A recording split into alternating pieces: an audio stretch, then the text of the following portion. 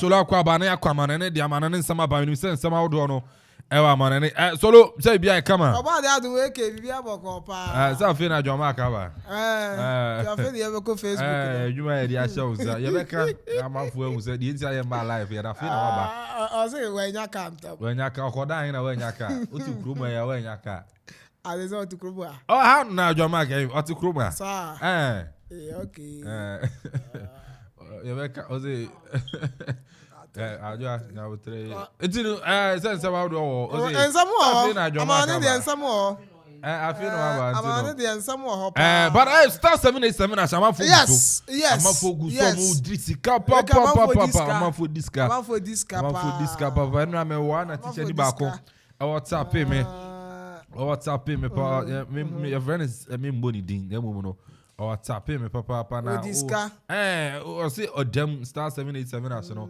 odem papa just say ono so we ni a just say be fe on so I said I chop them some coins so where I 3,400 I'm me there I said chairman say boss I said I chop them some coins so 3,400 yesterday it's what the agro star 787 as on where the oh some me there too say so we na so nice on where the man it's yeah we who dey say na aye yanti no teacher ni no dem say what hu here 3,400 dem enra tinene so ye me da jackpot no so ho say osu bitumi ewuram no solo sani aye no say be ko on ye be kwa ma no na fe ya kwa kofa kakra de fe wo de aba Joma de afi no aba ntino oguso yeshe ni ama ye be ka mo bi ate afi no aba yanko na ma no nsem me ko ba me ma akọ se ma chia odada ba me ko ba me ma akọ aba o de ma me ma opreku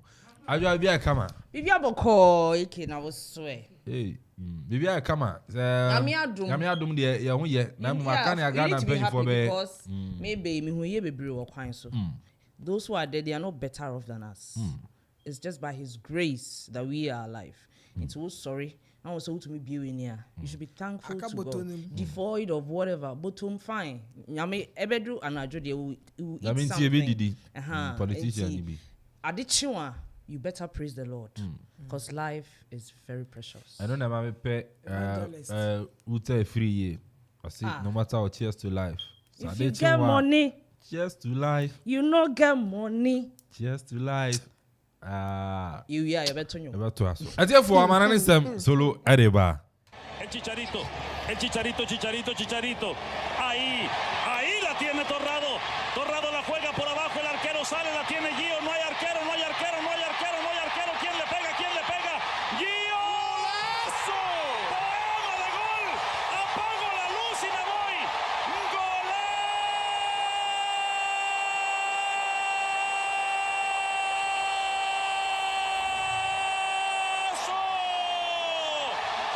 ¿Qué me importa que me asesinen la garganta mientras se maten a goles? ¡Golazo!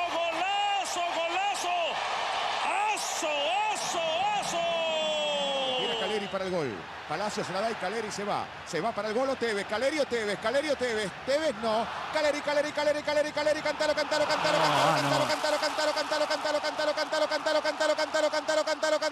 Y de Rabona. Sí, Diego de Rabona. Gol. Abusia yamawacha mawakwa badebe Okoman radio 97.1 and so emra so third bet around the world of sports and pay yetenase na yede ba na hu said yete some na doso na sefata se yamawaso tena na pay yadini na ss barbe down war Medina the Power Solo Paradise and of course I am the guy with the romantic voice on your radio. As I don't confirm my AK Krobi Asante and abusiani na adwapoku a ehonam omu na atechire anopay any other something there back on Facebook Okoman radio 97.1 ewo Facebook John Mark enso adawroma Ziggy and no can you ma di see a is a quarantine Ziggy kwa Mark ewo ho yesu ni ho a na sa ho konkron enso ho nti Mark ya ho konkron ono so ehwe pia ni amani the gum enso ewo Facebook into Okoman radio 97.1 ewo Facebook yenshen samna sana pay enso mfama ye fiase e free NBA basketball akache na endra games ahuro anasa matches ahoro no enso ya de etumi akọ so Orlando Magic etena fie ene bobo kwani din anasa basketball no na say odwa ni chema team ane de Detroit Pistons edebani na ebe wie no 108 basket in favor of Orlando Magic. Emma boye Pistons enso nya 106 basket and amuso to me score Samsung Philadelphia enso score 110 and afi Memphis Grizzlies enso score 105 enso Toronto Raptors and New Orleans Pelicans at the Benin 115 basket for Toronto Raptors and afi 110 at the New Orleans enso na Dallas enso score 142 basket and afi San Antonio Spurs enso score 116 and so our Utah Jazz and Oklahoma City Thunder at the Ebony 120 basket over 119 and Utah Jazz and so to me at the Dinkunim Los Angeles Lakers at Refie and the Golden State Warriors and so the Beniana that game no anoya dempa ebawieno 124 basket for Los Angeles Lakers and after Golden State Warriors and so score 111 basket and so Hanamo and Sacramento Kings and so Portland Trail Blazers and amuso the Ebony 133 scored a basket and Sacramento and so Tumianya and Portland Trail Blazers and so score 116 basket and so I know games ahuro to be a course and so Andra our NBA no and so munyame adoma ene ebi ebeba so na ahimachi kura no ebi di kan ekoso and so US of A na say that the Washington Wizards and so traffic New York Knicks and so the Bania Washington 109 basket and afi New York equity kunim or no aqua way score 115 basket and so the Atlanta Hawks and Cleveland Calivers and so the Benin na Uduania Chomo dia Atlanta Hawks and so score 136 over 119 and also every in Kunimdino and so to me they acquire Miami Heat equa away equasha me work a books and almost the Benin na Miami Ediancho a 128 basket over 99 basket and to me a copy of Chicago Bulls and so any Brooklyn Net at the Benin Chicago and so Dimkudim 131 basket over 87 basket and so our Hollywood Afe Minnesota Timberwolves and so Etrefie and Charlotte Hornets at the Buenia 113 basket and Minnesota Etumia score Charlotte and so about 121 basket and I'm so Edim Kunim and so Los Angeles Clippers and so she Sacramento Kings I imagine I'm so the Bueni na emuye dem papa score no Los Angeles Clippers score 175 basket and after Sacramento Kings and so score 176 basket and so Hodman also edit that victory no edit ekoya and pay yet to where ma watching ebiso ebebaso and so our NBA them na say that here Charlotte Hornets and so be share Miami Heat na mu di abweni and adju the so 12 a.m. and as that game never so Orlando Magic and so Indiana Pacers ebebo New York Knicks ebe share New Orleans Pelicans na mu so di abweni Memphis Grizzlies ebe share Denver Nuggets Samsung Philadelphia 76 and so any Boston Celtics ebebo Utah Jazz ebe share San Antonio Spurs na fe Milwaukee Bucks and so the Phoenix Suns at the abweni Atlanta Hawks ebe share Brooklyn Nets na Chicago Bulls and so and the Washington Wizards and so ebebo and no 8:30 and as that game never so Dallas Mavericks and so ebe share Los Angeles Lakers 8:30 na fe Cleveland Cavaliers and so share Toronto Raptors na mo so at the abweni eti oko NBA na se sani ahwehwe na tie no and so no yenwe table ne kakra sani tie and so ho yenko conference Western Conference sani omu table no enso etie Denver Nuggets edikan omo points no 700 enekito omo dembo no ade akonkan na fe Memphis Grizzlies etoso emieno Sacramento Kings toso miensa Phoenix Suns etoso enai Los Angeles Clippers etoso enum Dallas Mavericks etoso nsia New Orleans Pelicans etoso enso Golden State Warriors etoso enwatwe enso wo table no so afe Minnesota Timbers atoso enkron Utah Jazz atoso edu Oklahoma City Thunders atoso Dubako ana Portland Trail atoso edu emienu Los Angeles Lakers afi bi esan afi die enkoye LeBron James oya records nanso okodi team Los Angeles Lakers a omomodem no ayade wo fam okọ table no so a omotoso edu emiensa 13 enekito elmotoso and afe San Antonio Spurs atoso 14 Houston Rockets also atoso 15 eno aya Western Conference senior table no etie Eastern Conference and also say that here Boston Celtics edikan Milwaukee Bucks etosumieno Philadelphia 76 tosumiensa Cleveland Cavaliers etosu Brooklyn Nets etosu enum New York Knicks etosu nsia Miami Heat etosu enson Atlanta Hawks etosu watwe Toronto Raptors etosu enkron and afe Washington Wizards etosu edu Chicago Bulls etosu edu bako Indiana Pacers tosu edu emieno and Orlando Magic tosu dumiensa na fe udwani chema Charlotte Hornets also tosu du 9 and Detroit Pistons etosu edu enuma womoso ewe honoma anopay yeto ho kakra also tumi adiama also ewo basketball no enso emu yenko na yemra association football na yenhwe matches ahoro na watwe yawie ya ene so be dad nani enso adwira mo French League 1 games ahoro enso be ba so sanso ena uko English Premiership ni ma ene so games ahoro enso ewo hoso a enye fedi agro na yenhyase enso ntumi afama wefem French League 1 no enso emu ni ehu se ne yate endra one game etofam enso wa French League 1 no enso emu week number 25 ene tumi so Lille Metropole etenafie academy no editia Brest omutimu ebakon enso eho ene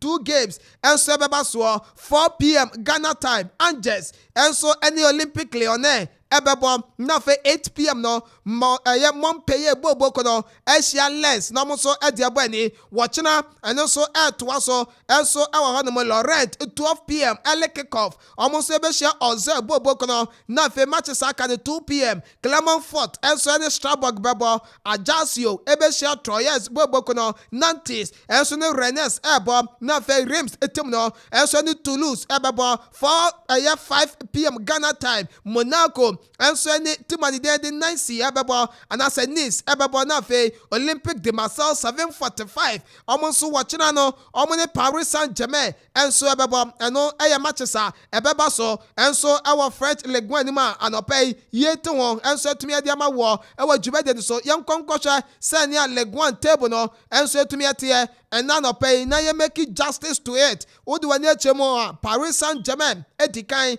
omo ekita 57 points enso Olympique Marseille etosu emieno 52 points Monaco etosu miensa omo so ewo 50 points and afa club and day enso de Lens etosu 49 points Lille Metropole etosu enum ekita 44 points and Rennes etosu nsia 43 points and ekromo yenko relegation zone last 3 no Ozel 18 position over 18 points Ajaccio tosu 19 18 points and afa Angers etosu 20 of no enso ekita 10 points enso hockey chart ewa French League 1 Brandon de Kylian Mbappe Lotten ewa Paris Saint-Germain 15 goals and a watumi ashe over 2 assists enso Jonathan Davis ewa Lille Metropole 15 goals and another ashe over 4 assists and afa Brandon de Bolongan ewa Reims was 15 goals onso ma 4 assists and Lacazette enso ewa Olympic Lyon wono enso 14 goals and a pay yeto enso tumi ede ema wo yankoshe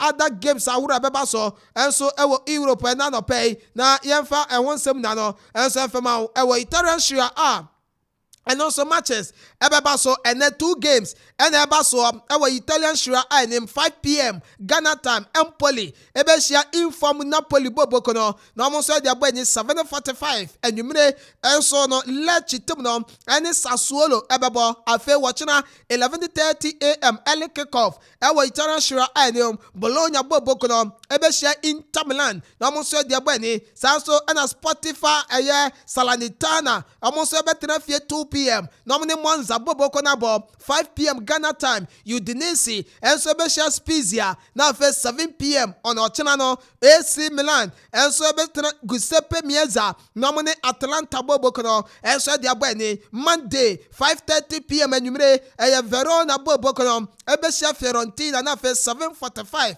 on Monday evening no Lazio and so the Sampdoria and so Tuesday 5:30 Cremonese ebeshia AS Roma na 7:45 on Tuesday Juventus ubobokono enso ni Torino edi abweni eno ya matchesa ebeba so enso we Italian Serie A no enso yemu yankwese na league table enso atie ewa Italian Serie A no emu Napoli edikai 3 matches awabono or 62 points enso wa league table so Inter toso emieno 47 points AS Roma toso miensa 44 points and AC Milan and so tosu and 9 or 44 points. Lazio tosu enum 42. Atalanta tosu nsia okita 41. Juventus abatoso and son 7th position or 32 points. And so yakwa relegation zone mwa 18th position. Hellas Verona 17 points. Sampdoria atosu 19 or 11 points. And Cremonese tosu 20th.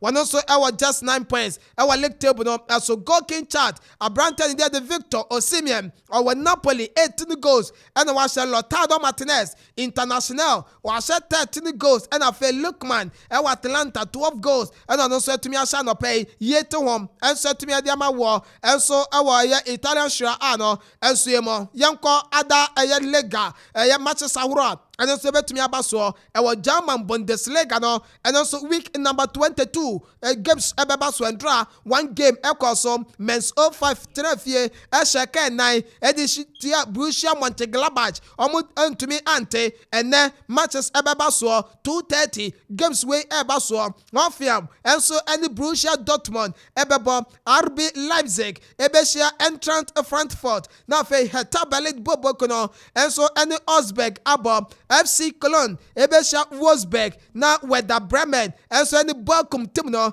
and so about 5:30 p.m. Akropong ebesha Stuttgart na mo so dia boy ni watching 2 games ebeba so 2:30 p.m. Freiburg and Leverkusen and so about 4:30 Bayern Munich and so Asia club at the day at the Union Berlin and so and so our German Bundesliga no and so mo yansha senior league table and so at our German Bundesliga name after say week number 21 yet to me about nearby 22 weeks no Bayern Munich edikai 43 points in the Chromum Borussia Dortmund etoso emieno 43 points and almost ekitomo Union Berlin etoso miensa Nkrofo omo den da no ne omo de ya no na emu den almost ekura 43 points 83 teams omo now 43 ewo German Bundesliga league table no and so na bobo kwa the Freiburg etoso 9 40 points RB Leipzig etoso enum 39 points and Eintracht Frankfurt etoso nsia ono so with 38 points yanko relegation zone and so our Bundesliga name 16th position Bochum almost ekita 19 points and so 17th Hertha Berlin almost was 17 points na Akropong etoso 18 also ekita just 13 points our league table no so Mantia goes do one Abranta did the full cracked or Werder Bremen 13 goals Christopher Nkunku or Siakandema Red Bull Leipzig or also said 12 goals and so to me the Guatemala to Ram Ewa Mönchengladbach was 11 goals and so to me the Guatemala no pay and also you make it justice and so to me me at the Amawa, Yankwasha, Manchester Bebaso, and so was Spanish La Liga Santander, and also week number 22, and then also Yabom, 23 weeks, and Yako, and draw one game, and so Toga, Elchi, Etnafie, and Lucia at the Ama Real Betis Club, no, a Kamian Sam, Amutimo Emino, na Udwane Chemo, our Elchi Timnakacha, Red Cast Nedia, almost a side, and Makum, Yensa, and drop, and so we game no, and Suemo 57th minute, not Magalan, and a red card, Pepe Diop 58th minute, and also El Tuaso, and I say Enzo Rocco 90th minute, and also 2 yellow cards, and also a red card, they will give the Momulusuye by 3-2. Now, and that games are raw, and so about 4 games, and about when 1 p.m. early kickoff, Ebakosom, and so Espanyol, and the club and the day at the Mallorca, and so now 3:15 p.m. no Cadiz, Asia Real Vallecano, 5:30 Real Madrid, and so any Atletico Madrid. And so now 8 p.m. Valencia, Asia Real Sociedad, now Monsieur Diabene, Ochina games no to us 1 p.m. Athletic Club de Bilbao, Ebesia Girona, now Diabene 3:15 Celta de Vigo, and so Real Valladolid, Ebebo now 5:30 Ameria, Asia FC Barcelona Bobokono 8 p.m. Sevilla, and so Sasuna, Ebebo on Monday 8 p.m. Villarreal, Ebesia Getafe, now Monsieur Diabene Sena league table and so and so was Spanish La Liga no and so no pay na and so who send here Barca edikan 59 points Elekura FC Barcelona Real Madrid to so emienu over 51 Afe Real Sociedad to so miensa 43 Atletico Madrid to so 9 over 41 Real Betis to so enum 40 points and Afe Real Vallecano to so nsia one also our 34 points Bilbao to so enson 32 and the kito relegation zone for La Liga no Cadiz etoso edun watwe 18 over 22 points Valencia tosu dun kron 19 over 20 points Elche tosu 20th one also our 9 points and so our goal king chart Robert Lewandowski Barcelona and our was 15 goals Joselu our Espanyol 11 goals Karim Mustafa Benzema our Real Madrid 11 goals and also to me as Nema, yeah, they are one some of the Amawafe, Aguabli, young Quafia, Liga, Obia, Eka Wasam, a banner say, a excited leg no, a EPO, now and drag game back home, and so to me about so, Fulham, Etrefie, Esha Can back home, Emma Overhampton Wanderers, and so Esha back home, now Abrantendi, Eddie Sarabia, 23rd minute, and on your first goal, Eddie Emma Wolves, Itimno, a 64th minute, Mano Solomon, and so Betu Ete Kano, at the Emma Fulham Bobokono, and then games no ever to us 3 p.m. Leeds United, Ebesia Southampton Bobokono, Everton, and then Aston Villa Bebo, and also at 3 p.m. Leicester City, and then Arsenal, about 3 p.m. Now for West Ham United, Asia Nottingham Forest, Bobokono 3 p.m. 5:30, Bournemouth, and then Manchester City Bebo, now for 7:45 p.m. No,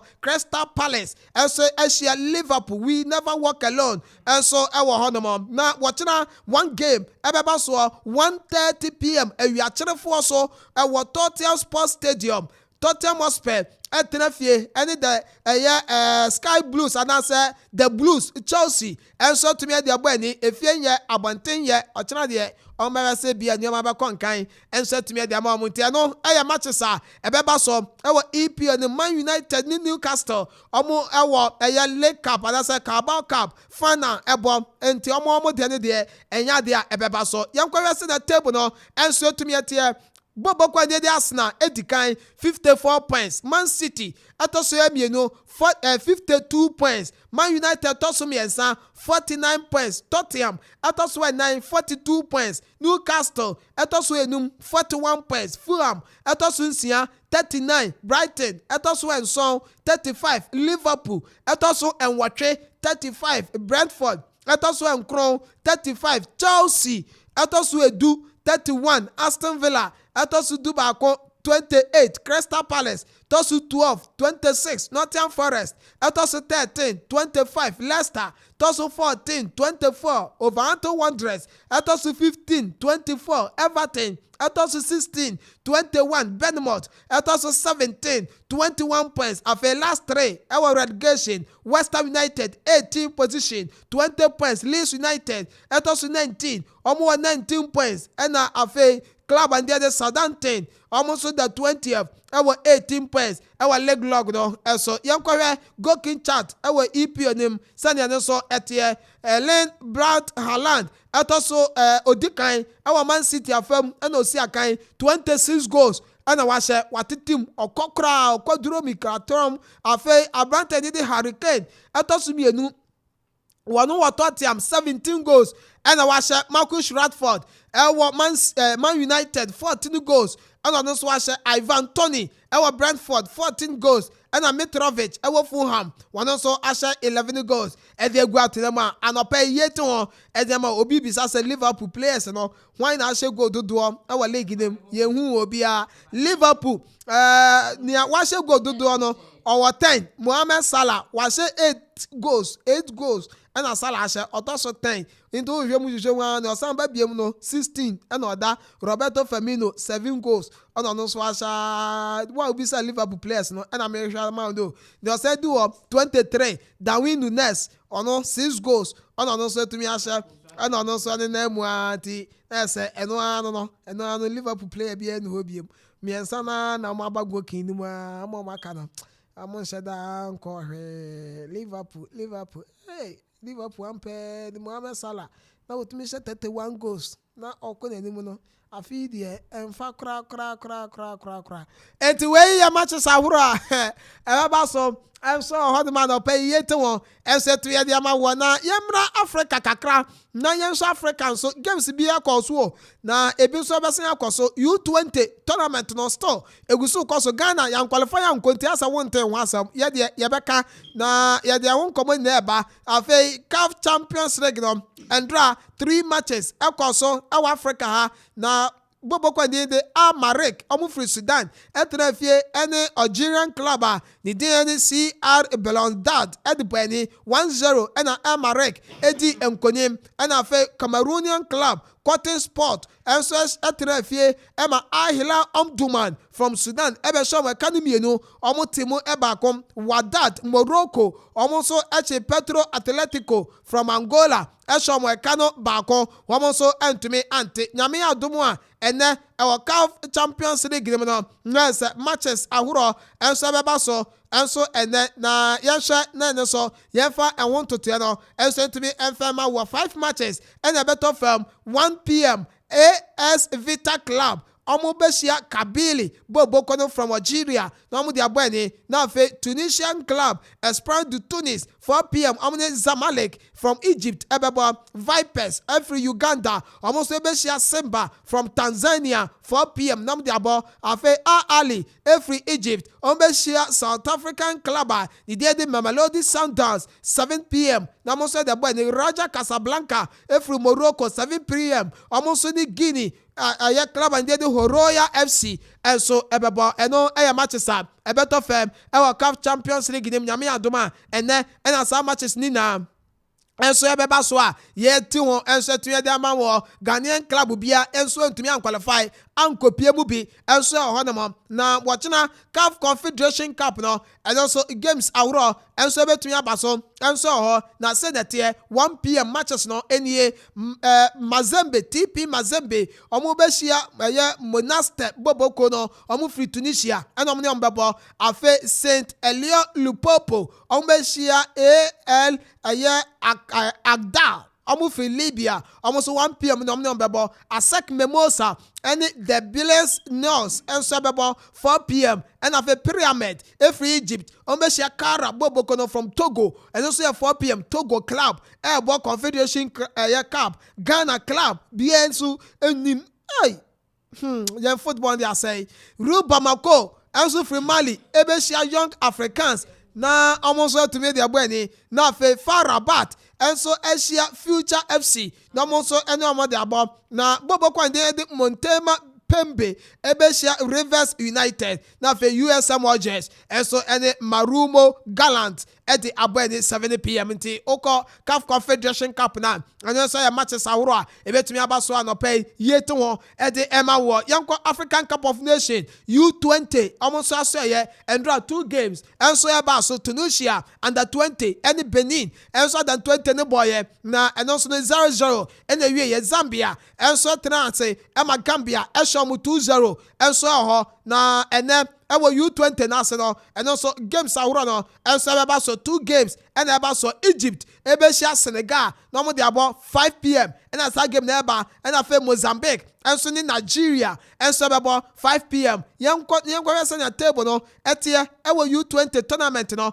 enso ase group A ni about 2 games afa ni yewie round of group no matches ni na ye ba be wie enso ewo hono ma Omaya ni dey Senegal under 20 group A de dikan 6 points and ekito 2 games wa winning na Nigeria tosumienu 3 points Egypt atosumiensa 1 point Mozambique atosuwe 9 1 point yeba group B Congo dikan 4 points Uganda tosumienu 4 points South Sudan ebo tournament Ghana yanko yeti baby yasemo South Sudan now you mu goalkeeper yasu wenya 18 years and 40 years plus when animu ha keeper yi all the medebema John Mark mama picture no na ya we atoso ni ahwe eye is 40 years goalkeeper pa yaso 18 South Sudan obotoso mi ensa ewo mu group nim omo 3 points Central African Republic atoso 9 omo ni points bia omo da no hwe point boys ewo group nim na yaba group C Gambia dikan almost 6 points Benin tosumienu 2 points Tunisia tosumiensa 1 point Zambia etosuwe 9 1 point and almost etumi ekitomo enso ehonti eno enen senior na osha other group na South Sudan Egypt Tunisia omuna modemo amodana dino na say third place teams no almost no ye rank ya omuana ye betumi achusu omse almost betumi awuram na omakwa akobo adwuma awo dwuma di no enso ye ma Ghana U20 AFCON ye ntumi an qualify enso anko yetaya ene ye frɛ ho Brazilian of African football na yenso a ye tournament ewa Africa ene so ye tenchen baby ena ye modemo no enso wa na wo fam enkwahwe Ghana Yansha Sanya tidbit kakra na so etumi atia na ukọ Real Madrid team na so akache a ene Toni Kroos enso den sama ba betugwa oso ohwe Abrante de Luka Modric and modern money ade a enso etumi akọ nkan pa na ono no ye bisa nsa Luka Modric ohun ni se still abakọ so atena club on de Real Madrid no asi akan na o kire se ono ankasa no ntumi nkire esansa Madrid mpanyifo edo da power no se omo ba ma Abrante no atena anaso mbeka se ono so enko na mom ba ne se ball pa dia Luka Modric odine sabesi no ball se ono so ne modern no enso ya de etumi akọ nkan no ensama Toni Kroos enso etumi aka anopa enso iyete ho kakra enso etumi de ma na Crystal Palace enso abo Liverpool ene Jurgen Klopp enso akasa na ose ene oduwade chemo ewo mu game omu ba bebodi mu a ewo Selhurst Park no ose a difficult game eno mu kwa akobo Crystal Palace etnefie Asia Liverpool a difficult Edema club and the Liverpool na so ni na mu no omo kwa kwahwe se niema betumi akonkan enso etumi de ama ye bobo kwadide enso de Liverpool eno ayen sama Jurgen Klopp enso de do etugwa anopenso yetu we de na Borussia Dortmund the only team in Europe top 5 leagues ni mu a also winning every competition game in the year 2023 club be in the top 5 league name this year what to me winning all competitions and I say what we need matches nina every competition what me abonim matches on my board this year 8 matches what we need 8 nina goals was 22 and on my consider 70 goals and so hodema and pay yet and some no bebre no chire makoshura for no nyina enso akasa ose onanije se ono so no oye injury free a oguso eye adwuma enso etumi edema Man United boboko no enti Marcus Rashford no no so nsam kakra ode atugwa no players ni bebre enso akasa Lisandro Martinez no mu na enso yade a omutumi akasa enso etumi ebo coach and dende Erik ten Hag abaso ene adwuma otumi eye edema Manchester United wakasa da fam Abraham dende Rafael Varane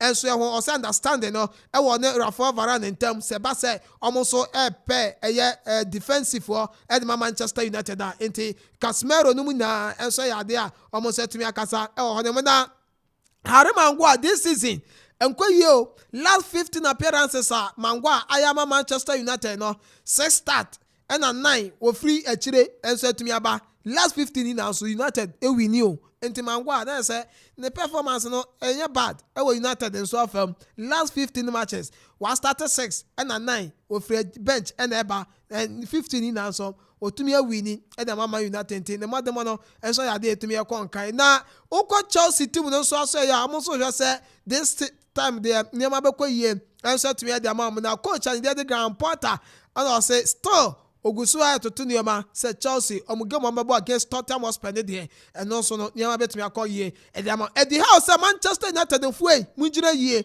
esan say mugema mo ba be show mo e wo eye Carabao Cup final no man hwe yie a enyama betumi agensem edi amamo eno eyensema edi how enso etumi eka possibility say Mason Greenwood Manchester United first team squad no also betumi apiem no na say eye high enso ewo ho no ma kian ka next season obetumi ahu Mason Greenwood ewo United enso squad no enso emo ebusia nsam na doso bebre Barca Real Madrid omu na mo nkomo ewo ho emeniti edibesi na afi ni aka no yato aso edi ama.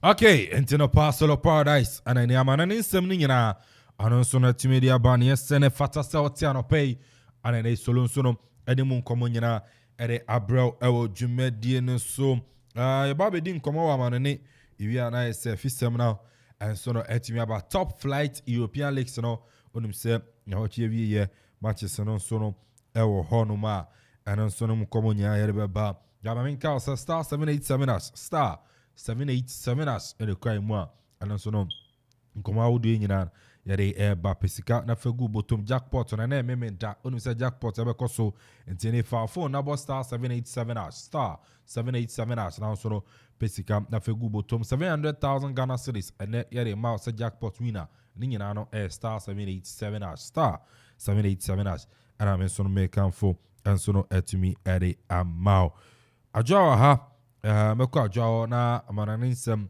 baby obeso ade fa match so obeso hwe no na wadi nkomo ni titiri Liverpool ono ane boboko na kwa away e Selhurst Park na oni eye Crystal Palace abo Madrid derby no so eye Real Madrid and Atletico Madrid and so no ebebo china Manchester United ni Newcastle and Carabao Cup grand finale and also no ebeko so Chelsea china and Tottenham and so ebebo game bia jo obeso hwe aba man any issues ekoso ewo Europa and also so di mu nkomo no obetumi ere aba ajo mamisa ma wakwa aba biem. Okay, me that's okay, your microphone here. Yeah. Nah, Okay. Now then, of all the Amanonin common Liverpool nkwana we need down so Chelsea. Me to Chelsea so more 10 and I yes so what 10. Chelsea. More than 10 for her. And Chelsea so that 10 for her. I say Chelsea no. It's here for team say it's seasonal. A season. I say next season there Liverpool will come good. The same as Chelsea so. They will come good because Chelsea next season we are not. Now say you bomb away. Mugo relegation where they are. Oh, relegation the Empire Chelsea Amanoni and some Empire Chelsea e wo Ghana ha. Nti wo say no that so Liverpool. Okay. Oh, me Liverpool. Now say Liverpool dan me catch her say this season no baby I was saying there. Let's say season ya boy until next season that's what we are looking at. Players from Aba, the likes of Gakpone, Nunes Mundi, Msafi no picky. To me say and saying crowd or shall go Madrid game no so shall go. But na me wan bebre ni say Liverpool no ye ka say ye ka nipo ni Champions League boy. We mention Liverpool. That's the way to me I share 2 goals. No place other than Anfield. Anfield nko for ba Anfield omusro basakra beba Anfield osro na se wa she 2 goals na what na ho eki ada no mendidi said man tonka Mendidi. In fact, I was. Say Liverpool, we are down, but then the kind of goals and do draw 5. Jesus fed people with 5 loaves of bread and 2 fishes. To be repeated at Anfield here, club should up his game. He should really up his game. We are down, but not that kind of down. I mean, it was so sad. It is Crystal Palace. It will be a difficult game because Crystal Palace or Man City crowd, I think it was draw some time back. Papa, they're the kind of team I pray league pray final no more, but and as club rightly said, it's going to be another test game. Now they should try and redeem themselves. So see say we need crowd me draw. So see the draw Mr. Try no to me ready me say Real Madrid na Dima El Club at least ne tipen e league there. We should try and get a draw. And Chelsea, I mean can be a baby kakranfa Chelsea so you say Chelsea it's been bad with all the players they've bought. And yeah market call you. They've really spent money on players and they have quality players. But the problem is, I don't know why they are not gelling. I don't know if Porter is still doing preseason. So buy a solo. So Porter buy a chair. Till now, their preseason should be over. You should know your team. No, can't say your preseason. Near Quadia, I said he keeps. I don't know, but I don't know why it isn't clicking. And then a Chelsea bobo, me boy, and Echna, or money solo, or many one bobo. Tottenham. Hey, no. Uncle ye. I'm only talking about, but I didn't cry say, okay, EPL team no cry right now. I want to me in fact team behind Castle. It is Ghana Premier League no. There's no team. Kotoku crowd that down cry. One share all about punish. It's unfortunate they are facing Tottenham. Tottenham no. Oh yeah, London derby, you know. And I make a London derby dear.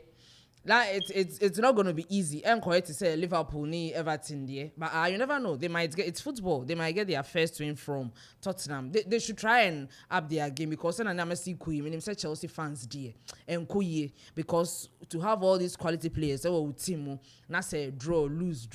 Pa there Southampton there no there. In fact, na me ankasa word press far ball na me who said no.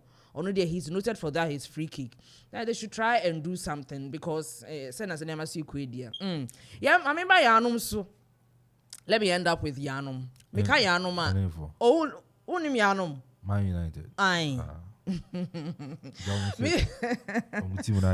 Henna Mika Omuma enya sumo kromha. Hey, Manchester United. But me ankasa me say ade ye fede wo so kan. Manchester United dear. I am so happy for them. Obi beka say film akumem but to be ending. I'm so happy for them. Omoni Barcelona. Na Barcelona say me name so Sansa. Me name say Barcelona o Sansa. What to me tina ho? Man you. What she goal edika Man you abetia show. Na wa say 2 Debbie me Liverpool no, I'm not on top of the league. Barcelona, it doesn't matter. You are on top of the league. Even Madrid, you are playing in a Champions League. Listen, you are playing in a Champions League. As a Spanish giant, as a Spanish giant coming to the grounds of EPL. Meaning so they'll prove where no. Man, you are your fella. Man, you winning one home. But Liverpool. Listen, Liverpool, you are playing in the Champions League. About the Champions League, you Madrid, now you AC Milan, Liverpool. Say you can't hold there. Don't bring Liverpool in now because it's Liverpool. You want to form. And then Barcelona, despite the Barca at that top, and La Liga doesn't mean that I want them also. It means everything. Barcelona, bar our top. No, everybody will be scared of Barcelona. Say, oh, me the view. Ubami Kasima, omuye deview, cry, what's your ama man you abesho, but everything hang, me bona baso pa. Man you na bona baso fine. Now I can see Barcelona to World Cup. No, okay, me catch you say for coaches, great coaches, no, about almost second half. that is when the tactics changes. And our privacy, yes. Tehan nearby, you know, if some be Liverpool, make us on be no what say yes, he's really a great coach. I think he's right now, I say he's even better than Pep. Because Pep, Pep. Look at all the arsenals you have in your team. Now we bought Champions League. I was about draw. Champions League. They be a fear. He always want to be on top of the league, which is EPL. And to make us set a hand there, Mebona Basuwaya dear pa and Man, I don't know who they'll be facing. Maybe Monday. They'll be I'm talking of EPL. Or they are not playing. No, they are playing tomorrow. That's the Carabao Cup against Newcastle. Newcastle so now boy I'm no keeper prior no. You see football is 1 + 1 is not 2. Football more. But look, I want to give it to Man U.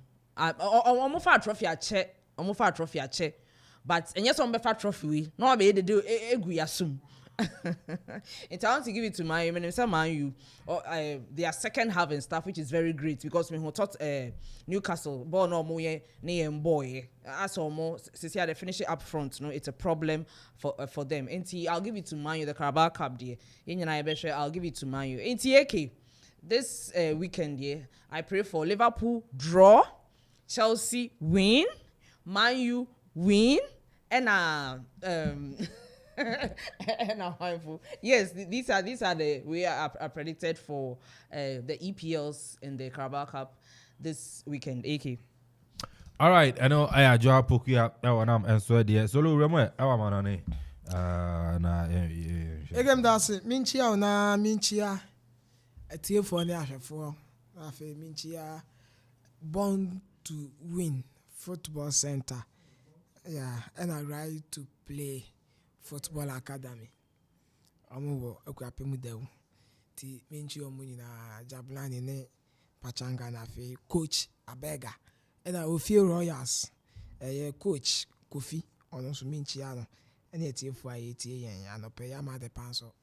Minchi ano pa uti yen ano penti inchi an confirmano. 62 matches. And Atletico Madrid and Real Madrid this year. Abo. And 31 wins for Real Madrid, 12 wins for Atletico Madrid, 19 draw. And to me, IPM, our meetings, or to me, Asia. And I'm watching 2 teams, more this season. Our leg log, Atletico Madrid at the 4th position, Real Madrid at 2nd position. Madrid, our Champions League, a round of 16 World Ball, and the first leg, our boy, our camp Anford the results no automatically bet me I can say walk quarterfinals. Atletico Madrid Mobi or out from a Champions League Europa League so we him and Nina no mutifi ni man kwa ye anfa mo our Champions League now almost so boy him. So the compare 2 teams no more than ma because Atletico Madrid performance this season and so then so Real Madrid was so esseno and then so Bernabeu and Madrid at and Atletico airball in Real Madrid so obo was Santiago Bernabeu send ya hodeno and so to me at here and so on the last time 2 teams we and so share ya omo boy no ewo Bernabeu Real Madrid they win by 3-1 at the 8 Atletico Madrid. And that game, they had another then. Edmund Atletico, almost prayer. Madrid, it me by party name. Ebina that win. Oh, your performance, no send as in the Coach Carlo Ancelotti. Real Madrid, team, David Alaba, out of a game win. And Aurelian Chouameni, I recover from injury. Oh, no, Hebebo. Likely. Say Abante and the DNS where they Eduardo Camavinga. One of boy no the number call defensive side one no about that left back or Edama Real Madrid. And Yebenya Chouameni near Abante and the Luka Modric and Ebia Toni Kroos. And so we think one of Edama Real Madrid. That for any one of them Valverde Benzema and a Vinicius Junior. And so cover any more of Edama Real Madrid. I'm the Atletico Madrid that almost we about finfin wa o he your experience na or that one then kakra no ano koke and on so for Thomas Lehmann and so Antoine Griezmann e come and face the pain and so e ni mo Alvaro Morata some players we ni na players almost available at the Atletico Madrid and Real Madrid this season.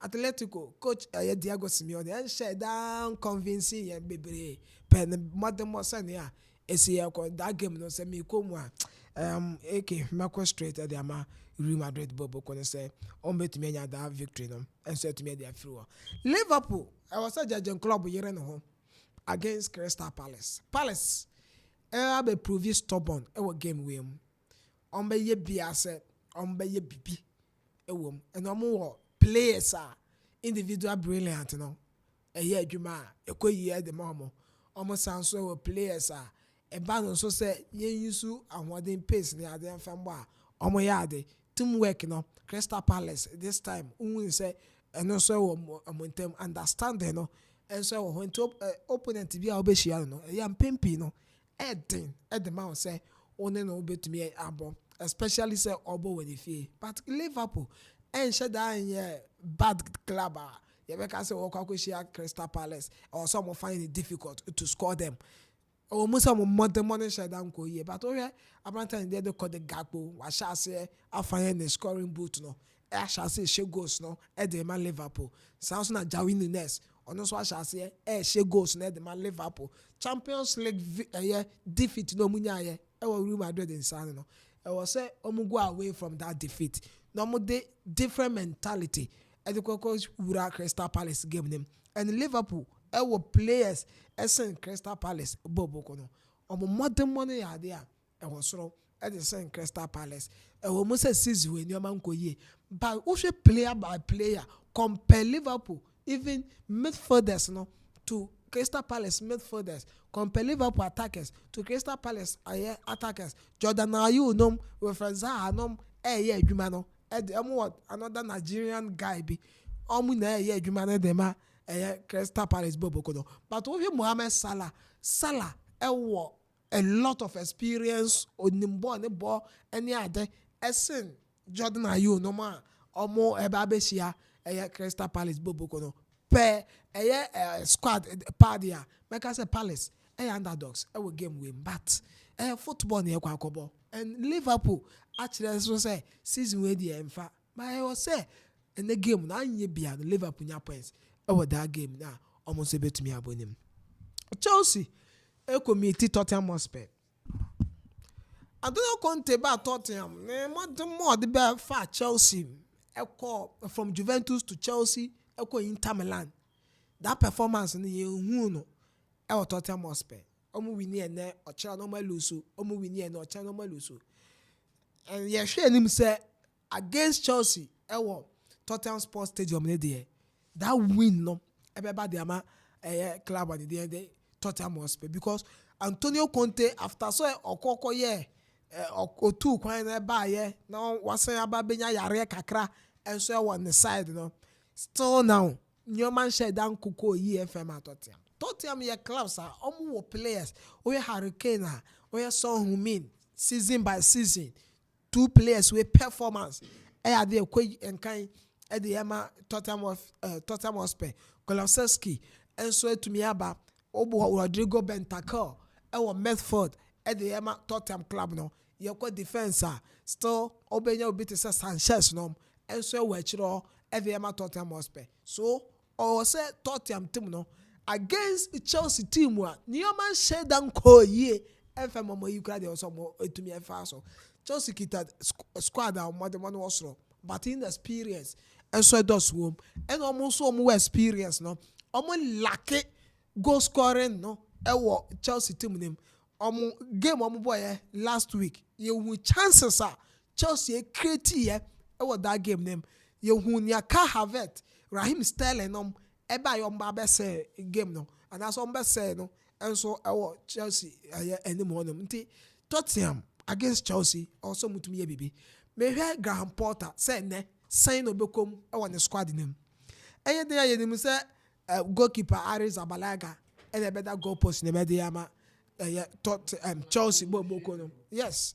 We hear Zabalega performance from Atletico Bilbao.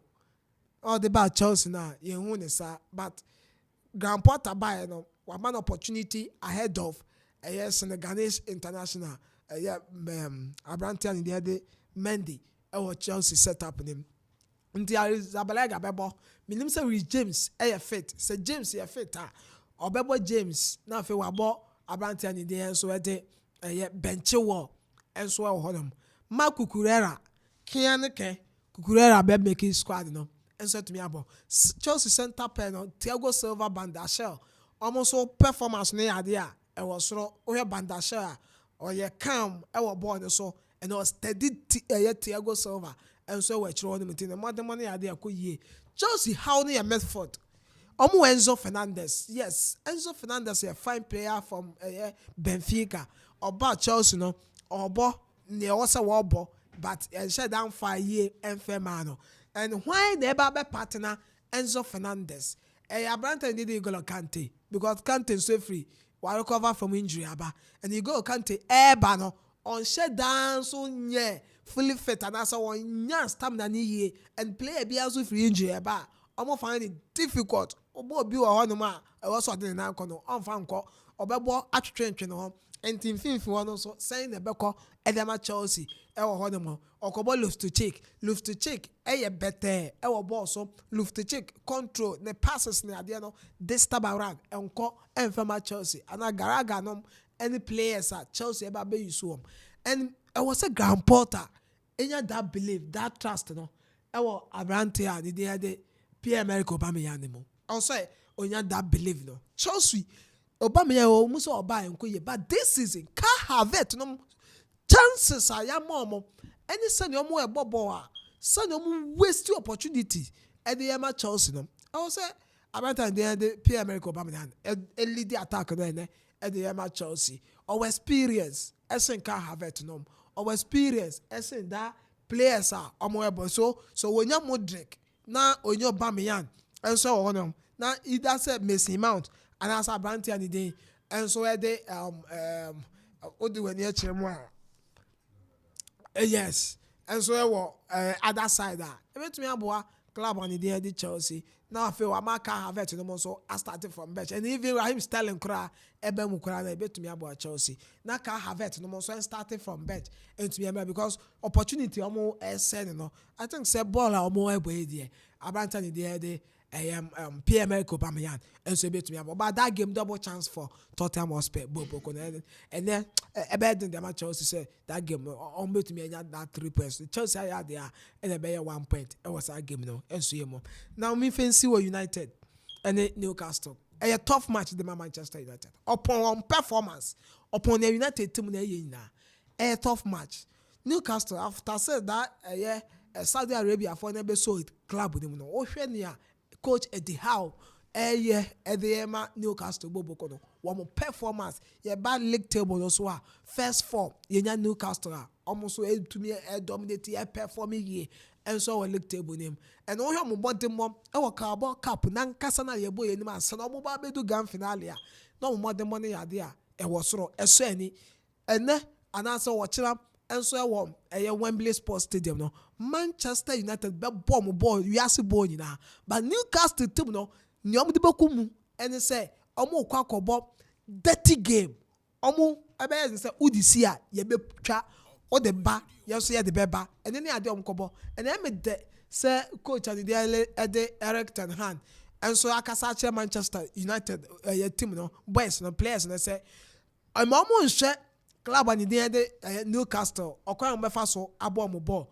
that mu dirty game now on bebo no mo nhwe so na mo so mu wura game num ni say almost so kwa akobo no makwa win that trophy no enti omunim say dirty game na Newcastle bebo ombetwa ombebutu omudi besi omudi betwa enti ni na abeden Manchester United but that game no United trust Eric ten Hag Pekakra why Man United and Pekakra why against FC Barcelona or your performance Barca ebe danedi especially in the first half no ebe wura mu ebe sesa tactics no enso was second half ni mu no na say coach no ono so onim bibia ono so tumi ayenti niema betumi aboa no enso with that game no enso but enye easy game for Manchester United and we share him say United betumi enya omo first win and that's omo first trophy enso it was our game name. Okay, and you know and also Pass of the Paradise ne dia ba ewo amanane. And so I don't know MTN FA Cup now what you here and also no ebekoso and so no Ghana and I say mun komo nyina no and so the April dwumadi ne so yeah in try who stima about MTN FA Cup and come on.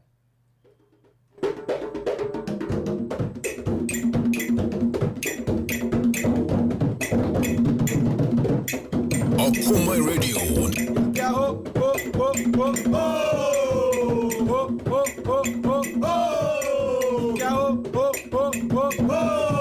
MTN FA Cup, we are waiting by the grace of God. Premium first division, second division, third division, Odia. MTN FA Cup, we are waiting by the grace of God. Premium first division, second division, third division, Odia. MTN FA Cup, we are waiting by the grace of God. Premium first division, second division, third division, Odia. I was saying for if you have no son to me and fam out now, who said yeah, no sweat here, young shots here, fam free MTN FA Cup no, and so send you no extra no, Obia, Emuya Dane, round of 16, and an hour here, and so Bebaso, and so Obra Facebook, Okoman Radio 97.1.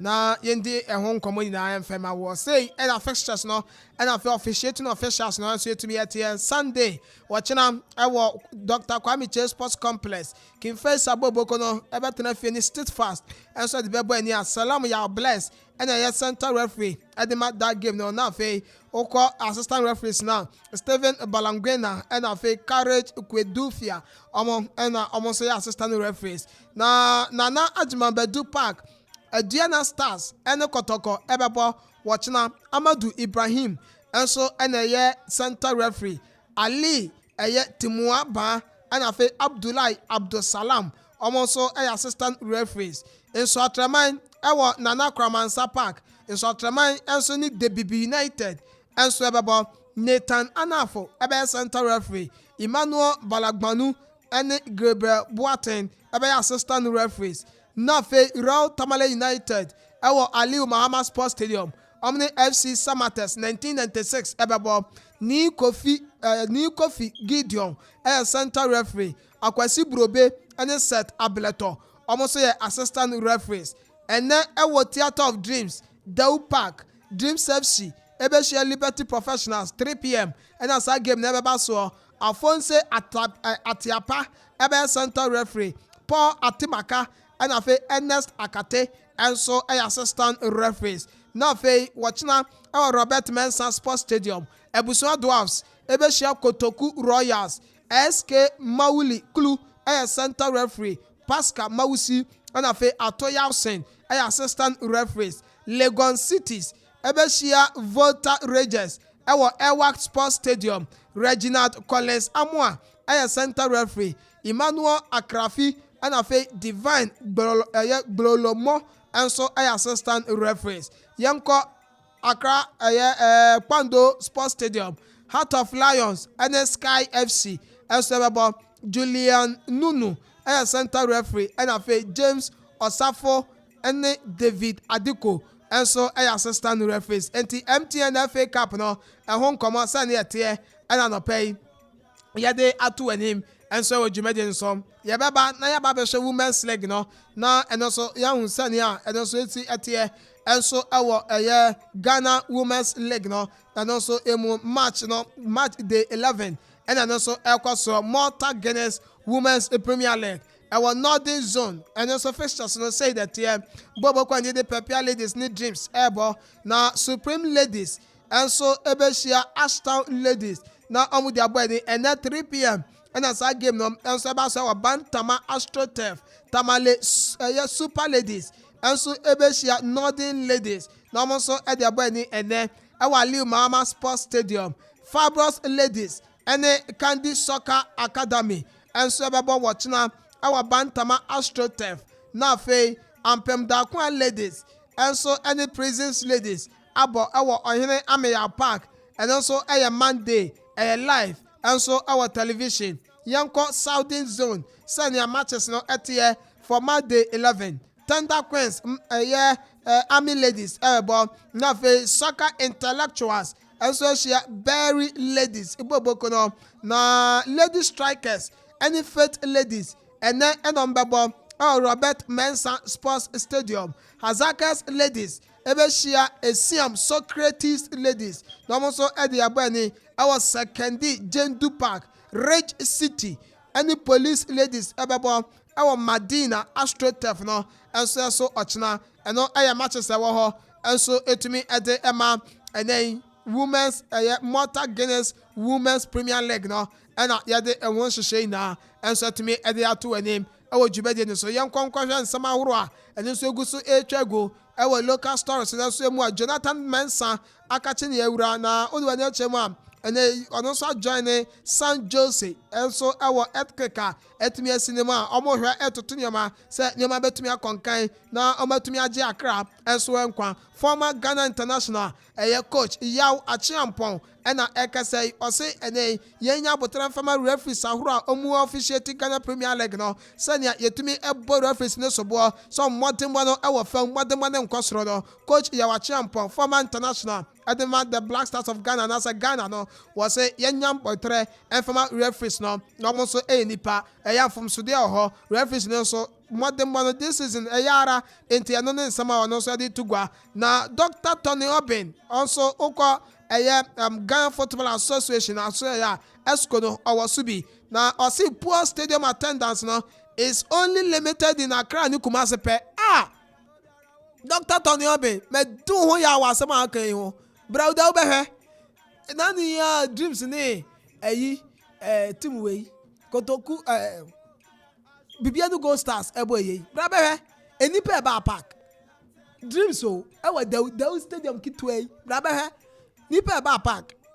Dr. Tony Obin pa ɔse yɛ Kumasi ɛne Nkrampɛ ɛna Amanfo nko stadium according to Dr. Tony Obin ɛfɛfo we die enti ɔno ne die no ɛnso no anɔpa yetu ɛde ama wɔ na Gaka akwakohia Kumasi Asantoko ɔkɔ ne Heart of Folk entra ɛna sa meeting no ɛnso tumi ɛba so ne nyina ne sɛ match day 20 ɛde Ghana Premier League no Bet Power Premier League no Heart of Folk ɛbɛhyia Kumasi Asantoko ɔkɔ team no ɛnso wɔ Accra Sports Stadium na saa game nim ɛna mpanyinfo ayɛ nhyehyɛeɛ sɛ this year President Cup no ɔmo ɛnso wɔ ɔmo fa saa game na ɛnyɛ President Cup match enti yɛndra Gaka kokohyia Kotoko ɛne Heart of Folk na ɛna ɔmo ne ɔmo di nkɔmɔ ɛnso ɔmo match day 20 ɛwɔ Bet Power Ghana Premier League ne mo no ɔmo de bɛsan ɛde ayɛ this year Ghana President Cup for 6 match sɛnea year bia no yɛyɛ no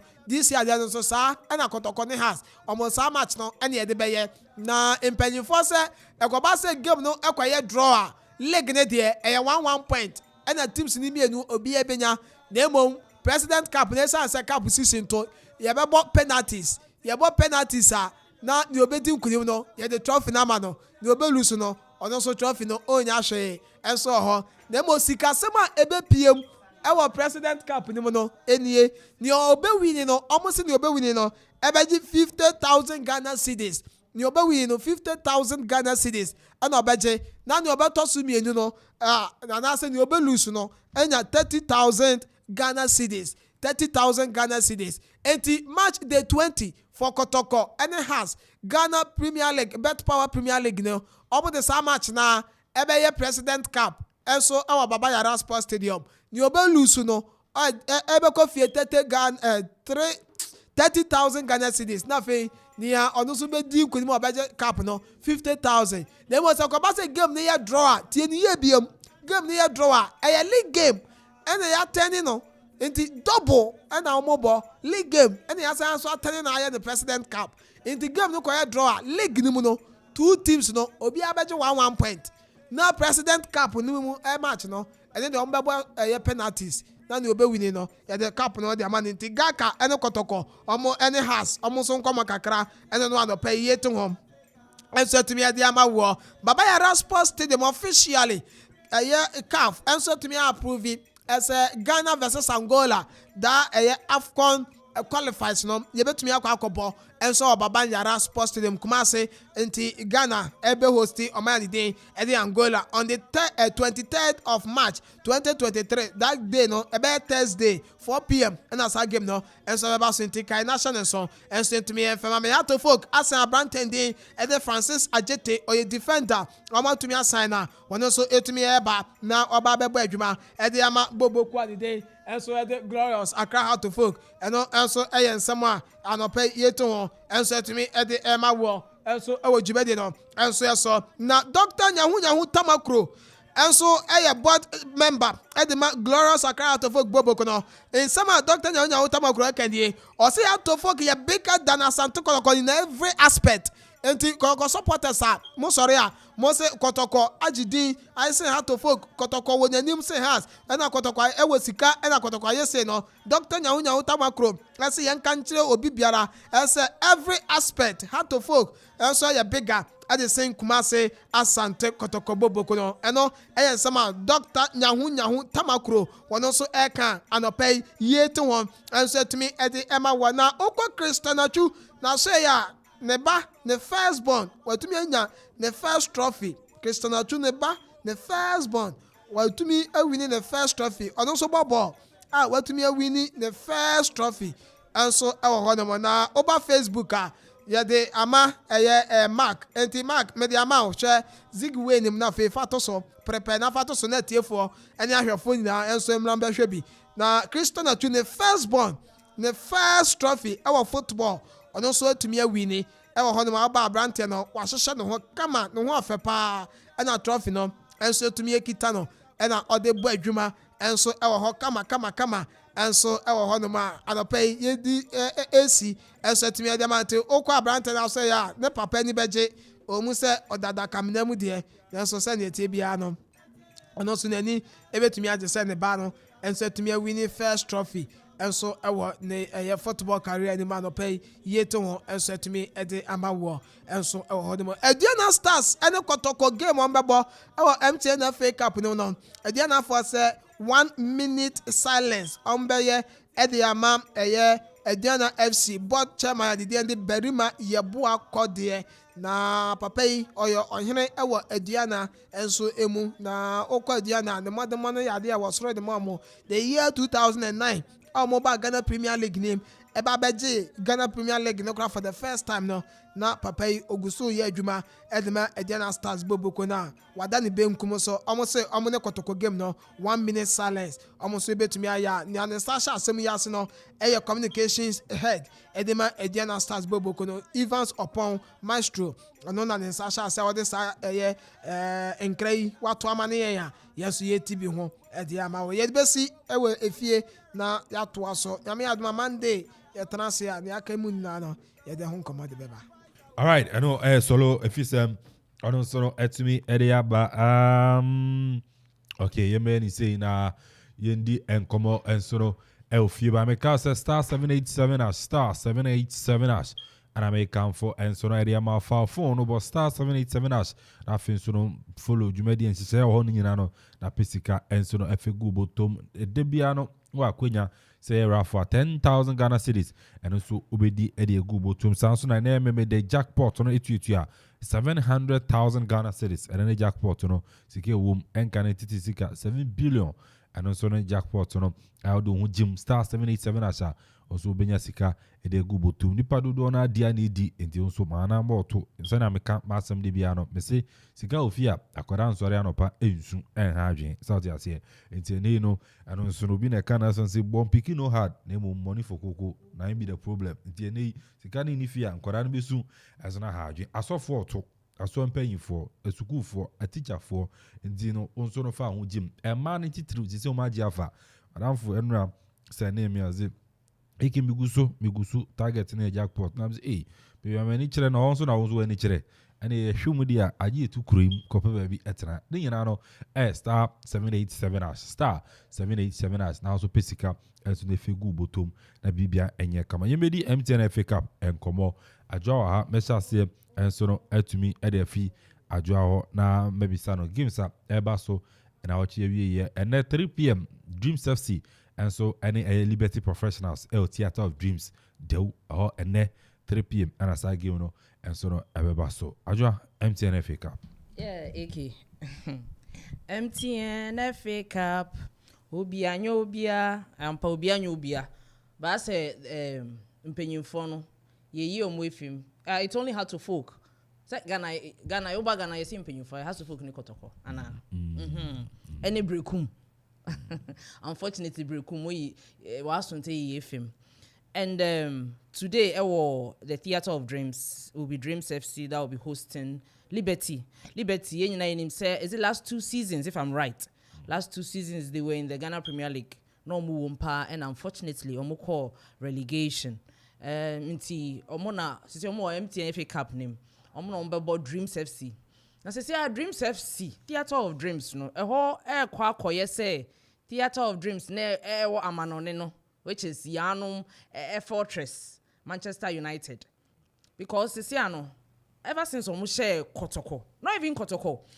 They started this thing, Premier League name, had to folk the finals, MTN FA Cup no, to qualify no. Omo share MTN Accra to folk, Accra Sports Stadium via penalties. Oh no, it wasn't. It was a penalty, last minute penalty. Dreams FC, and I had to folk. Accra Sports Stadium. This season. Yeah, the FA Cup. No, they won by 1-0. They won by 1 goal to 0. Yes. And Hasselhoff had a penalty. But and that was the same day I almost see winning or Accra Sports Stadium because no see for 11 years. And according to them, winning I can see Accra Sports Stadium. And Usha game no boy, I was there. To me said Dreams FC no. When they started the league with Ignatius, things weren't going well. They changed their coach until this one Omni Omo Ebo or Tre BBCS. Wakochi had to folk the Wakochi Kotoko. That's the recent coach and a current coach coach Dreams FC. And he's made sure see all these big teams, waiting me the Omichi Akuffo. It's really telling on them. The last one I watched the Upak, our money Kotoko boy. Look, they played very well. I was so much impressed with Dreams FC. Utumi said they had something at stake. They were playing to instructions. Utumi who coached in handwriting team nusu. Inti against Liberty dear.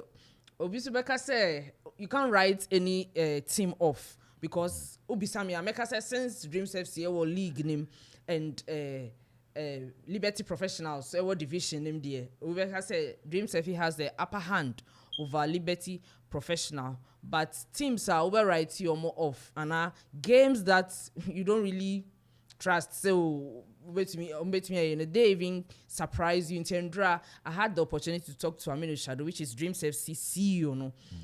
To talk to them and maybe so say we dear Safala. Or say share Adwa team I fi say Fala no crana.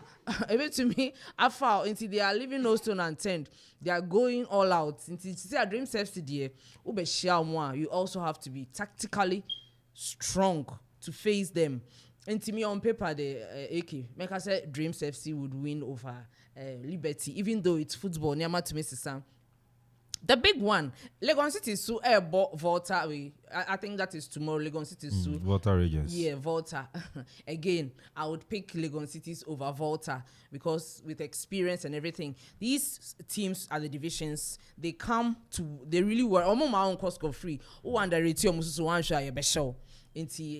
I call it for Legon Cities too. The big one, the very big one. I call say the final and final again, which is Kumasi Asante Kotoko, being hosted by Adriana Stars.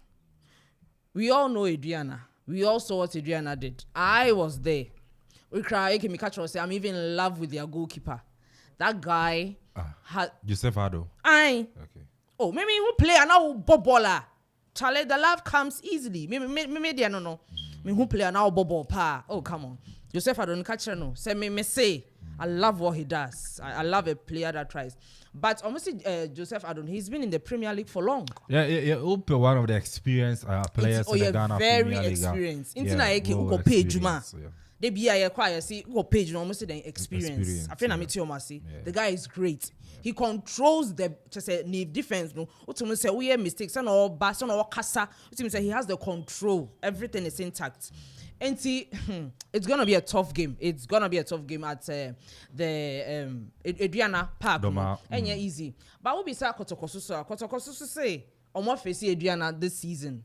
Omo ball draw last season. Omo say Adriana. And if Adriana is beating people, I know.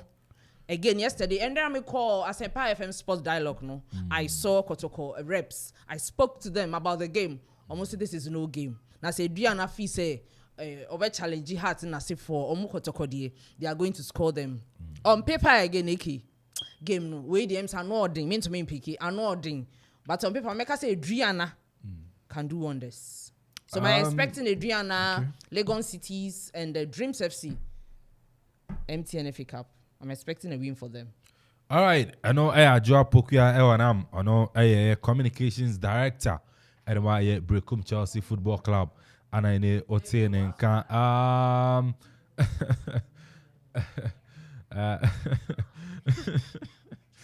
Zalo, my member na MTN FA Cup. When we say and Dreams FC. Theater of Dreams deal against Liberty Professionals. So China the big game now.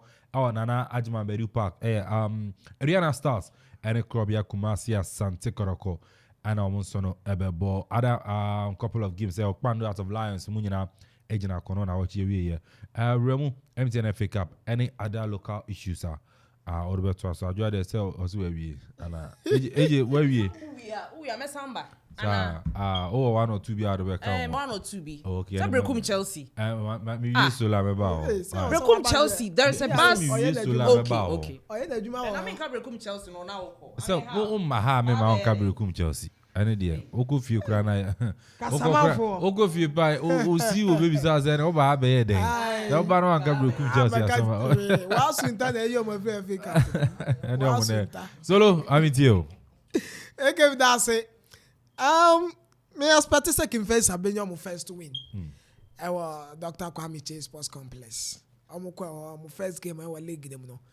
I'm quite young farmer, but me sure him say FA Cup way there that win everybody making face. Heart of Lions almost me say almost will be near that win. And then Dreams ball Liberty Del Park and draw team never yet training. Our go permanent so Dreams FC for no. Emo eba say you busy. I see your stadium now see your baby. Yeah. And then draw me free adwuma coffee no. No mo so upon training players no. Amanfo team bus. No mo nam kuro ni mu ana mo dey ekọ baby omo busy no. Ultimate so am ready for the game. And omo ball here. GMP or them against Kotoko against Bibianu Gold Stars no.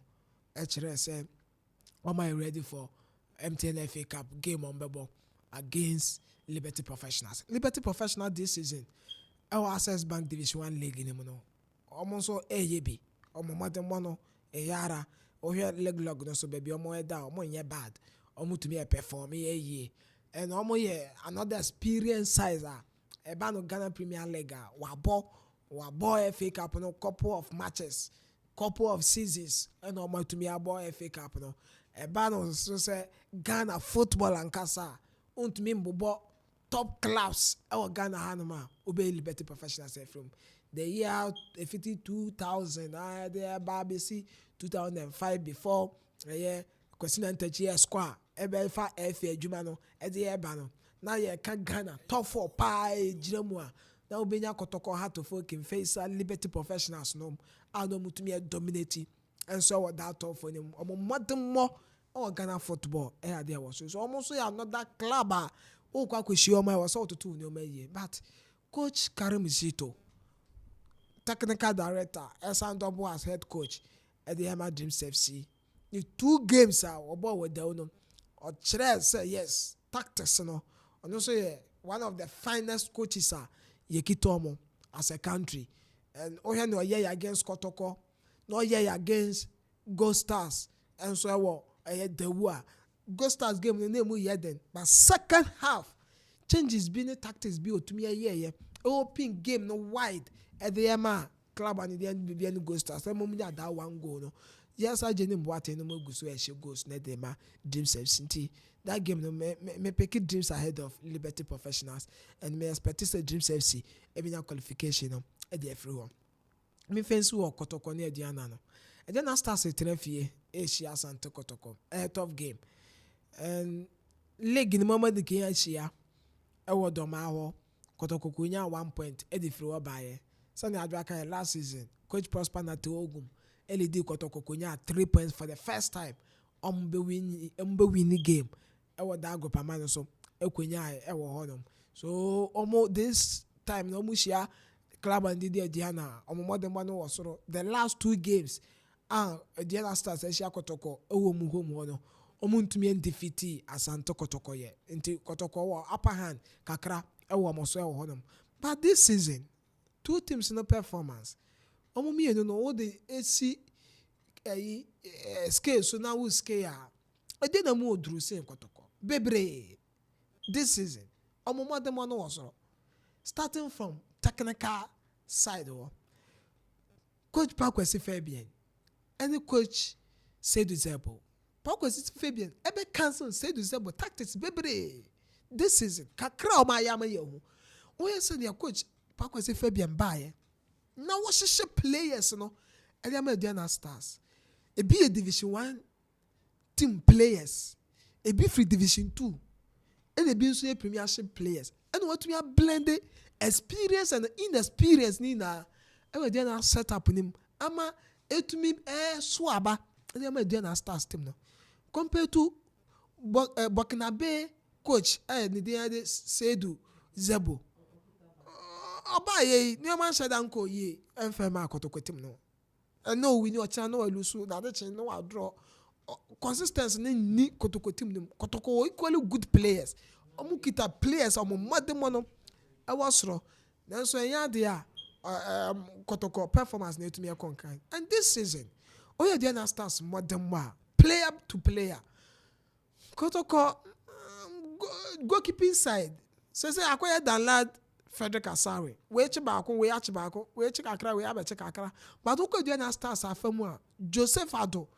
And to me, a consistent. I demand a Diana Stars team no Elidiomo. And so we had no more. Oh, this season, clean sheet unko a what to me keep here. Okay, can go 10 clean sheet. So 11 clean sheet. I will Diana Stars team na catch. The performance, I did Diana. I had there was wrong. Yeah, but defensive side Anochi bedunum baller. Omo ball. Ediyama Diana Stars no. Okay, I know then. I was wrong.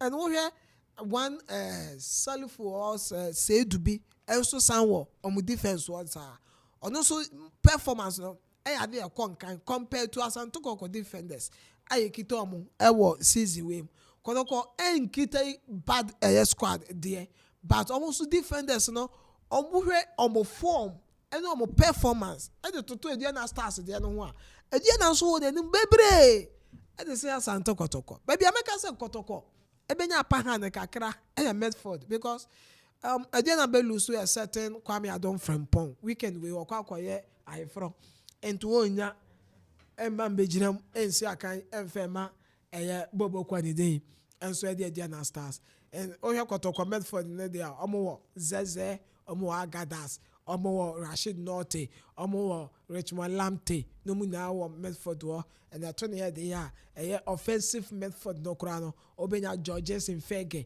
no so ebebo ewo ho no mti Kotoko Medford no omo top players no in Morrison and the likes and so on nam touchline and I say line also and my Asante Kotoko omo that squad no but say almost bet me a performing no and I count on the coach how our coach in performance and so bet me how our coach in bet to see assistant in your my dear and in an account and then that game no dey watchna me want to say a league game I can make us say a draw say a league game part there okay make us say that game no be a draw but akwa say I say you winner no ebia 90 minutes na be kwa draw na ebia penalty shootout enso akwa and that say slim margin goal bi na ebetumi apm say 1-0 and ebia 2-1 bi and ebetumi abia both team no obi abetumi win the game no ewo ho them but nya we looking favorite pa na on paper or was no Diana Stars ahead of Asante Kotoko.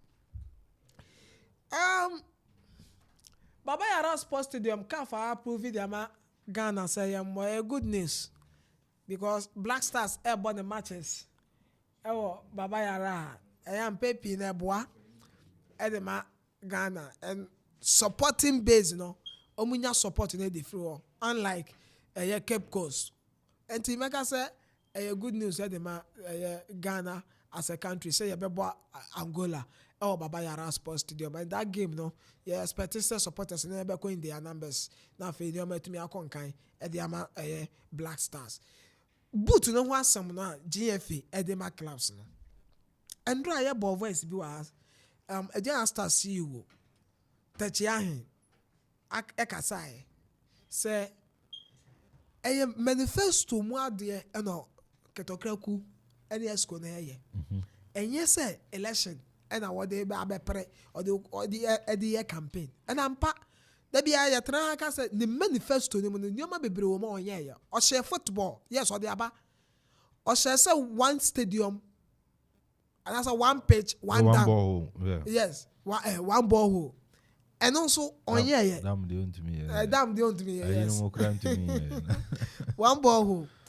and also cry ma ye kada so se boot ne de na ba omo ka say yemfa sika no enfema clubs no okay me we de me ni omo nya adwen say yemfa sika enfema clubs no instead say oye ni boot no de obi na why ye ni campaign and the manifesto ni awatworo wom and you know for feeling na so we be share say kia ni ke boot ne boya day almost 40 something million our Ghana cedis in Yeah. It's just an additional way. It helps. A contract agreement between the FA and Puma. And yes, whatever money that goes in. Me, I don't want to even look at the money. A campaign promise. Yes. I don't make it to the club. I don't fulfill it. So at least we should. Yeah, man, abaso. Yes. The manifesto promises all years, whether a election year or not, or fulfilling the campaign promises in the year. Okay, that brings me to something very, very critical and important. Black Queens, Yakobo Yedeng, friendly. Yeah. Did you see the jersey we were wearing? Yes, I think last year jersey. Why? The current Black Star jersey. So that one also we need to talk about it. I heard some school came to watch them. Yeah. They were in the current jersey. Yeah. And they came to see the girls wearing what? The old one. And I think it's quite worrying and troubling because whenever you are signing a contract between a kit sponsor, a man and a part of it, so I think the also mom watching costo. Now, Omundi said you made in MI. So unfortunate, say outside Ghana, I could see international arena. Yeah, but I know say they are definitely working on it. Okay, when you bonnet some naketa, and even Debbie make us say, Saturday na why no a boy clubs no a terrible cost so. Obi to say Kinfensa for instance. Alaji Karim Grusa, everyone no. So when you Kinfensa there are big clubs in Ghana. They are suffering from all these things. So 30 pairs of boots for all the Premier League clubs. Yes. I hear it's 18. 18 Premier League clubs. And 48 Division 1. So club will be at 18 pairs. Yeah. Obi 30. Obi 30 pairs. Because who registered 30 players? It's not easy. Provide quality Puma boots. 48 Division 1. 18 maybe they say Epokra and Togum. Even if they have, people are the fact that they club itself, and since he won the elections, I assume say based on what he said in the money panel to Abano. Let's applaud him.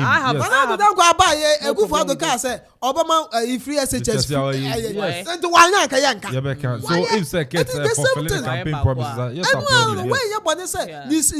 sika no confirm my clubs no. I don't know about my clubs this sika. You don't know about sponsorship. Solo there are critics everywhere. Into where you know. Oh no. Do baby ah. Do baby ah. You can. Or you bad things. You criticize it. Or you good thing. So when I'm criticizing someone, you criticize constructively. What's it here? Or make promises to the clubs. Or be more footballs. Or my footballs. Or so be more football boots. I feel a football boots in a bag. What's your problem? Your first badge in a bag. What's your problem? Yes, it be that person. Yes, and you know when you're importing stuff, it take time. Shipping near the Baba Clear airport, they take a whole lot. It was Akuffo so cradia or so basic. It was about 3 months, 4 months. Then buy a bit more season maybe. Now do. So those criticizing Sabi or criticisms and Okraba and Tossum. I think away and Tossum. We have what clubs no. Me tie Bekum Chelsea CEO na no Josafo. Also you have a request for clubs no or players in the boot size no or 9 size no. And 10 partner na clubs in the buy. Because here. It tells you some here players in crab be Sabi ebi o training and one or and now boots are so expensive. Of course. Over to me be 2,000, 1,005. Was the last time I made SM training kakrani like 400, 500, 600 cities. Yeah. So we crowd we all found bonus so the training crowd. It's okay. So look, mommy announce phone lines no na yembe to us. Me announce phone lines no na yembe to us. 0551 remember 0551 66 7755 0551 66 7755 0270 191 971 0270 191 971 0205 818 748. We'll be to my fraba. Hello. Hello. Good morning. Fire. Good morning, brothers. BBI come on fire. Yami adi BBI come on. Okay. Now who fear now? Who are Juma man? Now who are Yase? Okay. What mind you? Na Edem pamuche some kakra. Okay, so the football boots or the boots be my class no. How many years? What upe inedino. Ina ube make isa promises no. Yes, 3 years or 4 years. So if you know the boots never. The internet say was a banner. Yabo first season area, yabo second season area. We call 4th year more. If you know this time, yama way back. But skate, onya ni oyem. Fire. Don't you think say at least anya shekwano wa fulfill promises no, and I promise no. Internet say bonabaso. Okay, maybe me huni sir because 4 years now we do crowd. Also say what day. We have a say FA president number so for 12 years. Fire. And you know now the executive council. Yes, or a part of the executive council, but no, fire. Head of executive council. Fire. Listen. Fire. You see, okay, say on no. I can say I not get in person. No moment. I on executive council now, and I be call Congress. And sana Congress jetuma abeyemra so far as call Congress na Congress enye ntumu ya no a proposal and the about Congress be to decide so begu ni proposal and one proposal won't hold on enye adwuma me that's it. And so that say 0551667755 0551667755 0270 191 971 0270 191 971. I do Kabibu Kakao Brekum Chelsea. Your new Basaba. My name say one thing and can. Jomak fa ayi Brekum Chelsea Bas no. To Facebook na Amanfo say the Bibris is over, but it's not over because yes your new Bas. This is na say Basaba. I was say your Bas. Na the dada be no na say. It is say new one aba. Oh okay. The man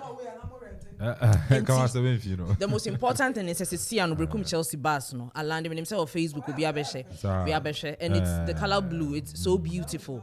And see, you bought management na baso say omwashe thinking of the comfort of the players. Okay. I don't Amanfo be another twice and I don't mark in front say hello. Hello. Good morning, but you didn't we are free.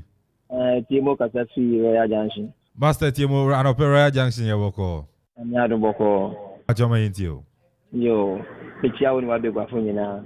Na fire can woman of kwam on kind. Na menya ma ready class me be frɛ. Na fire can woman of kwam on kind. Only pahina ote executive council nano. Nti on influence or once until na kan wo be ja to muke. Na opese wo ye. No ngoti me ye. Wo bo youth tournament kwa Ghana kwa team content first. Yes strong pan youth. Sisi ahwe wo bo kwa bo ye nimu bi. Nemo ye preposition. Ye fourth term na third term nyade. Nti fire ka mo kwa mo nka. When ka so ni influence was so far. Yankopon shiram bye bye. Yankopon shall master tie wo say so no utumi efre bye. Hello. Hello. Fire. How's that about you? Beti agro se unwenya ba sofro. Mbacho kecha agro se enye ba sofro na broken Chelsea to see aye yes. Because you no bowling na broken Chelsea.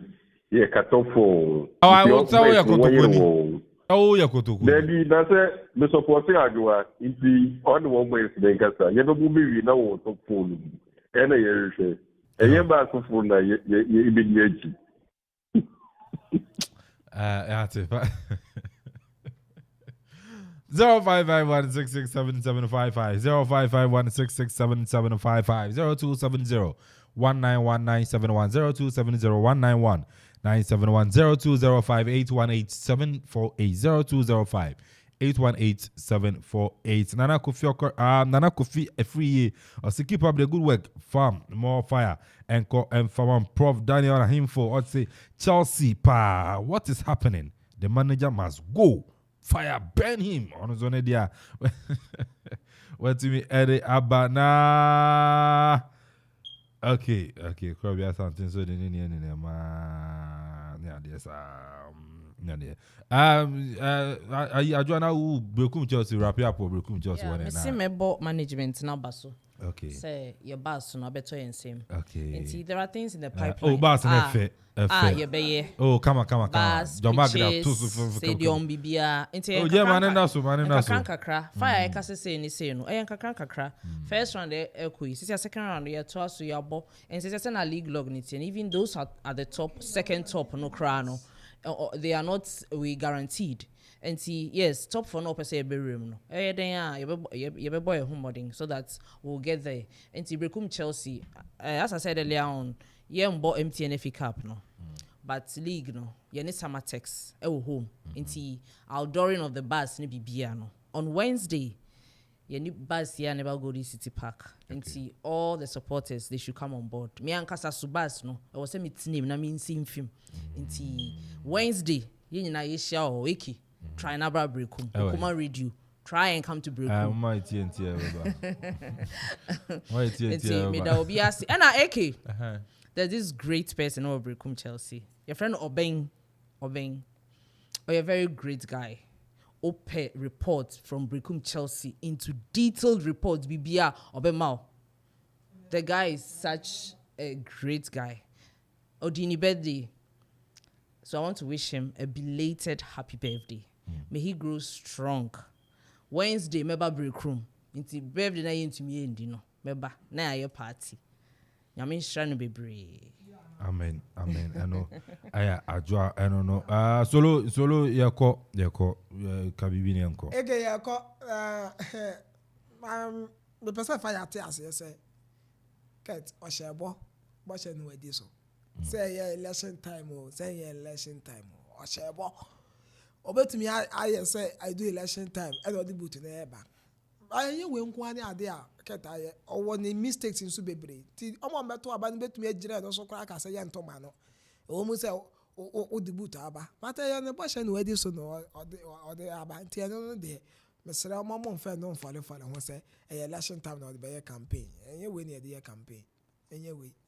All right, solo yakui nti agese enkom enfama Vidas aye Vidas Akon yes Takrade yes Western region John Mark Sucha papa Vidas Akon aye Takrade aye Western aye region John Mark Sucha anano pay na wafel my friend na modin komo papa enti no vidash echiao yenyara echiao kuma radio ye na John Mark nyara echiao John Mark na echia no na me bate ahun kakra na echia enti ano so I don't know yako minkia Mercy Walker madam for papa Mercy Walker anopay michia no papa and so I don't know you know executive producer you are Kofi Anton Bafo and Akuffo Okoriajuman Power Solo Paradise DJ Zigibi DJ Donzi John Mark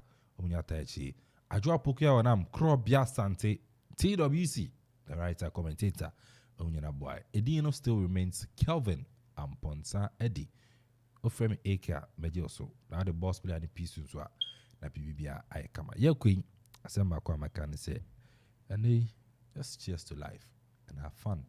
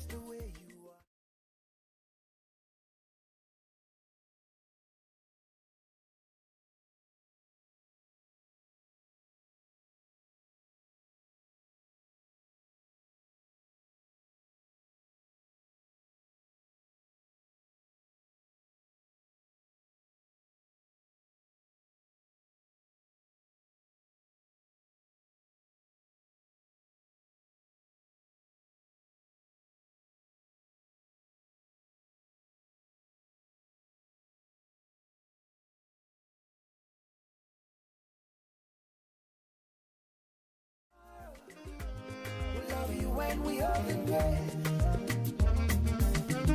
Love you today, love you tomorrow, love you when we are in bed.